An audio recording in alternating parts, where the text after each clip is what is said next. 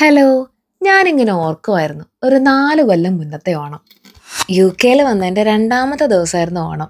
സദ്യ ഒന്നും ഉണ്ടാക്കണ്ടെന്ന് ആദ്യം കരുതിയെ. പിന്നെ തോന്നി ഒരുമിച്ചുള്ള ആദ്യത്തെ ഓണല്ലേ, ആഘോഷിച്ച് കളയാന്ന്. അങ്ങനെ കിട്ടിയ പച്ചക്കറികളും വെച്ച് സേമിയ പായസവും കൂട്ടി സദ്യയും കഴിച്ച് ഞങ്ങളുടെ ആദ്യത്തെ ഓണം. വർഷങ്ങളൊക്കെ എന്ത് പെട്ടെന്നാ കടന്നു പോകുന്നേ. ഇതിപ്പോ ഞങ്ങൾ ഒരുമിച്ചുള്ള 5-മത്തെ ഓണം. സാമ്പാറും അവിയലും പായസമൊക്കെ തലേന്ന് തന്നെ ഉണ്ടാക്കി വെച്ചാ പിറ്റേന്നത്തെ ആ തിരക്കും കൂടെ ഒഴിവാക്കാലോ. ഓണം സ്പെഷ്യൽ സാമ്പാർ ആയതുകൊണ്ട് കേരള സ്റ്റോറിൽ ചെന്ന് കായയും ചേനയും പടവലങ്ങയും മത്തങ്ങയും കുമ്പളങ്ങയും ഒക്കെ വാങ്ങിയിട്ടുണ്ട്.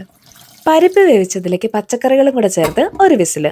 കടുക് വറുക്കുന്ന കൂട്ടത്തില് ലോലഹൃദയരായ പച്ചക്കറികളും കൂടെ ചേർത്ത് വഴറ്റിയതും ഇച്ചിരി പുളി പിഴിഞ്ഞതും കൂടെ ചേർത്ത സാമ്പാർ റെഡി. പുളി പിഴിഞ്ഞതിന്റെ വീഡിയോ കിട്ടിയില്ല, പക്ഷെ ചേർത്തിട്ടുണ്ട്. 2 വീട് അപ്പുറത്തെത്തും ഈ സാമ്പാറിന്റെ മണം.